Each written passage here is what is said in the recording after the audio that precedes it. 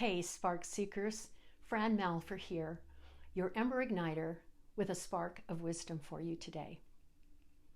Have you ever held a conch shell to your ear and listened to the soothing echo of the ocean, or blown into it to create a gentle sound? I cherish the belief that I could hear the ocean through it. Now, what actually are conch shellfish? Well, they're really a very large to medium sea snail residing in the shallow tropical waters. Now, these creatures develop a shell, a protective home that they grow with them until they pass. Afterwards, the shell undergoes this natural sort of breakdown in becoming part of the sand, and it's shaped by the rocks and the waves.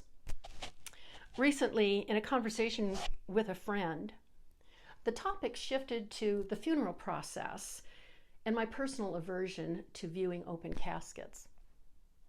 My friend questioned my stance, highlighting how these rituals often symbolize closure for many.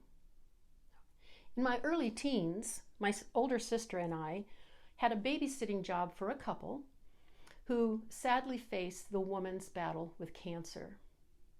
She came to our home one day, elegantly dressed, hair and makeup perfect, to inform us that she would no longer need our services.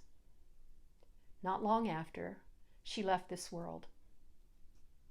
Attending her open casket funeral with my father, I couldn't shake the feeling that the figure before me looked nothing like the vibrant woman I once knew. I so wished I hadn't etched that particular image into my mind and in my memory. And I wanted to remember her vigor. Well, this experience drew a parallel to the finding of a conch shell on the beach. The living essence of the shellfish gone, leaving only the outer shell. Well, similarly, when we pass away, only our outer shell remains. The spirit has departed. I really wish to remember her as she lived, not in that moment of her departure. I urge you to explore the transformed life concept of our bodies, our shells, evolving into new living beings. Paul in 2 Corinthians chapter 5, verse 4 describes our earthly bodies as tents, expressing a yearning not for unclothing without a body, but for further clothing in our resurrected body. In 1 Corinthians 15, he eloquently speaks of our mortal selves being swallowed up by life, a process akin to the perishable, a putting on the imperishable, and the mortal embracing the immortality.